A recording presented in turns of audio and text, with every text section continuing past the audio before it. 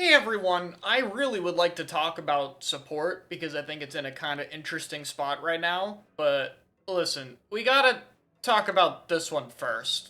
I think I need to get the scale of this weapon across first before we talk about all of the others because this weapon's picked like a lot.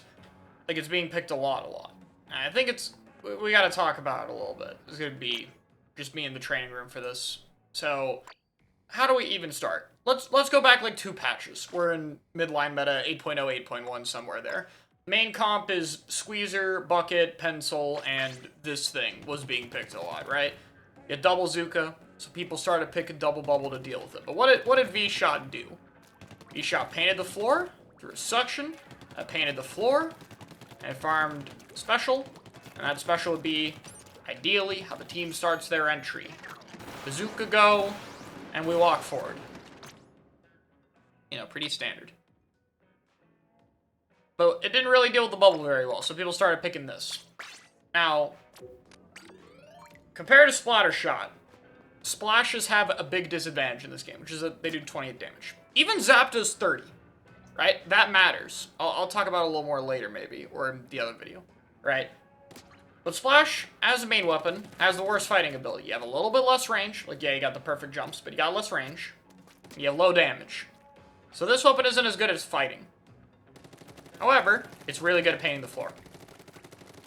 And I get Strike. And guess what? Strike works against Bubble. Awesome.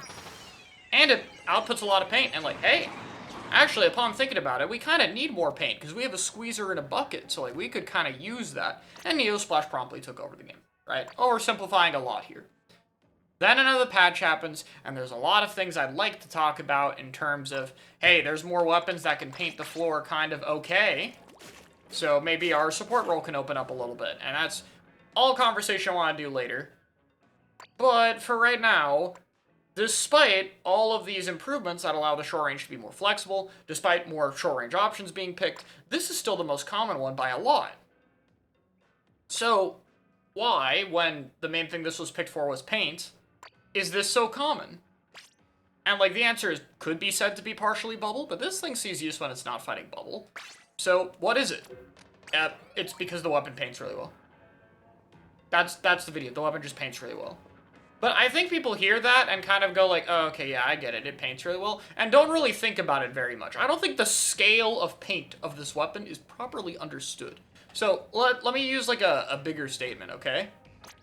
This weapon right here is the most overtuned painting weapon the franchise of Splatoon has ever seen. Nothing comes close to it. At all. Now, when it comes to the main weapon, you can argue that there are other options that paint a little bit better. You know, you could say like your spray shooters. However, you know, this weapon's a little more well-rounded. I think most people can understand that, like, okay, yeah, maybe arrow paint's like 2% better, but having a weapon that can shoot straight is kind of important. And then bomb is like pretty self-explanatory. Fizzy paint's a little more, but suction is this fast. Where's a fizzy weapon? I haven't picked anything with fizzy in forever. Yeah, here we got our arrow spray. But fizzy takes a little bit of a charge time. The difference is probably pretty negligible, but like, okay, basically, high painting bomb, high painting main weapon. You all know where this is going. There has to be something to give it the most overtuned painter of all time thing, and that's Strike. Strike is the most overtuned painting special of all time. And Strike, notably enough right here, is good at other things besides painting. 3 strikes hitting the floor have a ridiculous amount of displacement, and you can have them land at, like, approximately the same time. You know, I don't use strike, you can do it better than that, but you get the point. The radius of each strike individually is giant. Remember, they're basically touch of death. You can't really even, like, remotely make contact with the strike and live. So it's a huge amount of displacement area. It's got good DPS. It does other things. But let's talk about its painting ability. What are some of the other best painting specials in the franchise, right? You got, like, S1 Strike, which is basically like a slightly underpowered Booyah Bomb. Booyah is another one. You got Suction Rush, the best painting bomb rush. Let's bring up Reef Slider. It's in this game. And then with, like, Booyah I already mentioned, right? And let's throw in Inkstorm, right? So a number of these get outclassed immediately because they take away your gun, right? So like if you have a bomb rush weapon, which I don't have right now, you have to throw bombs for 6 seconds. So you can shoot your gun with them, but more than likely you're going to be bomb rushing at the same time. If you have a Booyah Bomb, you have to go in the air for 2 seconds, wait, and then throw the Booyah Bomb before you can do anything else. Not a huge cooldown, but it's there. If you have a slider weapon, and you slider, you're going to go from wherever you want to be painting to wherever your slider is. Usually going to be like a zone, right? So I'm here, the zone's the dummy over there, I slider, boom. Maybe I cap the zone, maybe I don't, and then I probably die. Or if I don't die, I have to get all the way somewhere I want to paint, wherever that may be, depending on the team fight, right? So there's a little delay while you go be a shark and then probably die at the end. What is it? And then there's Inkstorm. Inkstorm doesn't have any of that. Instead, Inkstorm has a cooldown, which is pretty standard at this point. If you want to count missiles as a painting special in S2, sure, but missiles don't paint that much, right? Inkstorm has a bit of a cooldown, so you can get your rain, and you can throw your rain, and you can paint with the rain. However, you can't farm your next rain for 8 seconds. So even though there's a lot of paint with whatever, you know, main weapon with paint has Storm, I'm just using this one, plus the Storm Cloud, eventually you're going to have a cooldown. And the reason the cooldown matters is because now you have to use that to refill your ink tank. The biggest advantage of not having a cooldown on a painting special or any kind of special on a weapon that paints a lot is the ability to skip refilling your ink tank. Tri-Strike is really, really good at doing this. So what this does is like, okay, maybe I have Strike, right? I'm a Neo Splash, I'm shooting, I'm gonna throw my bomb, pop Strike, now my ink tank's refilled, throw 3 strikes, that section's gonna paint my next strike, I'm painting around, I have another bomb, I'm painting around, and I don't have to recover my ink that much because I have another strike, I can throw my next set of strikes, right? And I've kind of skipped refilling my ink tank, I have another bomb, right? Now obviously I'm painting in a training range uncontested this large, so like obviously in a real game, results are gonna be a little different. However, at the same time, you're also going to have last-ditch effort, which I don't have right now, and gear that isn't, like, you know, you'll have some kind of charge-up set. I don't think I have a charge-up set. I don't have a charge-up set pinned. Some kind of charge-up sub-saber set, yeah? And so you'll have all of that. Okay, where am I going with this? Neo Splash and Tri-Strike are perfect tools for each other when they're made to just paint a lot, because Neo Splash is the best weapon at cycling Strike over and over again, and Strike is really good at being cycled. This issue I mentioned where Strike can cycle into itself is not a thing on most Strike weapons. It's not a thing on Bucket. It's not even a thing on something like Sea Dowser that paints a lot better, because Sea Dowser doesn't get it as fast and it has other things to do with its burst bomb. It's not a thing on Firefin.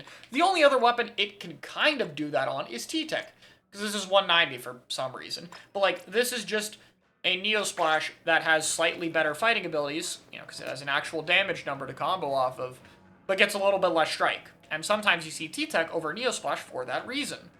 In fact, a little bit more right now than previously, but anyway, we're talking about Neo Splash. Though I guess while I'm here, to some extent, you know, minus 10% effectiveness, everything applies to this weapon too. It's this cycle that's the problem. The other problem is Tri-Strike is really good at dealing with any of the other paint options. Now, Strike versus Booyah is pretty obvious. You strike a Booyah, the Booyah is gone. What about Bubble? You can bubble a zone, and it's really hard to stop them from capping the zone because the bubble takes up space on the zone and has 3,000 HP. Well, you can Strike, paint over the bubble, and kill the bubble on the zone. If they slider the zone, that's one thing that can cap zone regardless of Strike, but you're going to slider zone, they're going to throw all the strikes at zone, the strikes are going to kill you, you know, in slider, you have to go back and get another one, and the strike guy is already farming their next set of strikes before you've even died to them. And Neo Splash will get more strikes than anything else can get special in the game, so you're always going to have more strikes as well. So, what is the best way of countering strikes painting over a zone? If you've watched any tournament the past 2 weeks, it's another set of strikes. It's like if someone throws a strike, you throw your second strike right over it, and you can see they kind of explode at the same time, and then the second one will hopefully help you paint over the other one. Results may vary depending on the timing. Alright, I've been very negative toward the problems of this weapon, so I want to reiterate. While Neo Splash is probably overall way too overtuned at what it does, it's not that bad. On the larger zones maps, it doesn't completely flip, and this does actually have some skill problems, because when you fight good teams, remember, this thing doesn't fight very well or combo off of other things very well, you're going to get rushed down. And a lot of times you have to better player whatever other weapon is running you down because they're going to be better at fighting than you are. So a lot of the difficulty for good Neo Splashes is staying alive and, you know, fending off dives that do actually happen in this game to deal with it. And then obviously Neo Splash enables some other stuff. Like we've seen a lot of roller stuff. And we see roller stuff partially because of what this weapon can do. And that's all fine. So like, there's positives to this. The downside of this weapon existing, of what it does too well, is that, one, there's a lot of times zone just gets flipped. Like, even larger zones that slider doesn't cap consistently just flip. A lot of times there's just a bunch of strikes going off on the screen in general. Even when it's not on the zone, there's a lot of specials being outputted. And mainly, and this is a personal thing, right? I'm not a fan of weapons being very limited in what they do. If I critiqued Squeezer for being nothing but shooting the other guy in blatantly unfair fights when it was good, then I have to critique this for the same thing, right? It's blatantly going to outpaint pretty much everything it comes into contact with, and the difficulty comes from trying to play to that as much as possible. I'm more of a fan of the difficulty coming from, hey, look at all the things you can do with this gun, try and balance them correctly. And obviously there has to be a mix of both to some degree. Not every weapon can do everything, and some weapons have to be a bit more specialized. But if I could say, like, any solid critique of this weapon, it is too specialized. It is too good at painting and too weak at fighting at the same time. I think this is just a more healthy version of this. I think the well-roundedness is better. Because I think you can have something that's too extreme in this game. And in this case, whether it's strikes or splash or rather the combination of both, I think Neo Splash has that too much. Okay, cycling back. Why is this being picked so often, even in other comps where the other support options see more merit? Because it does this so consistently. Teams get used to how well this paints. Teams get used to having strikes go off all the time to help them get in, to possibly cap zone. It's very easy to get used to how Splash plays because it does free up a part of the game. Painting the map, in Splatoon 3 at least, is actually difficult. There's a lot to do with it. Not a whole lot of weapons can do it well. This game likes to move fast, and so wasting time painting is difficult. This is a whole aspect of the game that one weapon kind of takes care of, and while the other weapons in the comp can paint a little bit, they don't have to worry about it as much. So while Neo Splash definitely bears some difficulty, for the other three weapons playing the game's a lot simpler, a lot easier. And I think that brings a lot of merit as to why this could be more common, even when it's not as optimal, for whatever argument you want to make to it. Kyo's a whole 40-minute video going over, you know, why he thinks this weapon could drop off a little bit. But for me, this is the reason why it hasn't yet. Now, in the next video, I want to, like, actually talk about other supports, not just this one, but I wanted to get this one out of the way. Because either we're going to continue to develop and what Neo Splash is good at is going to be too strong and people can't deal with it, or other options are going to be more worth it. The fights they can take against the weapon will be too strong, and Neo Splash will be more relegated to the comps it really enables, like the roller stuff I mentioned earlier, and won't be picked absolutely everywhere. And I don't know which one of these is going to happen. It's kind of hard to say. But in my opinion, regardless of what happens, this has been too much. I think that this being 200, this was a buff, was a mistake. I think that Strike paints too well, and before anyone calls out any slider bias, I think slider paints too well too. I am in full support of banning special power slider. Like, I'm down, because I think this sucks too. It's not fun. I don't enjoy it either. But this is the one that gets picked right now, right? Maybe one day slider will be more of a problem. Who knows at this point, right?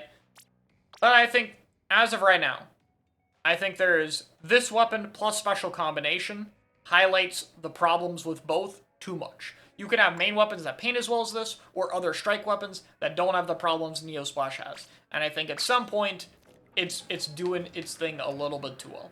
That's my thoughts on this weapon. Hopefully, it doesn't take over the entire role, because I kind of like seeing a lot of different support options. It's kind of fun. But we'll see. I just wanted to talk about it a little more and go over just how good Neo Splash is at what it does besides just Neo Splash paint good. So hopefully this was an enjoyable discussion.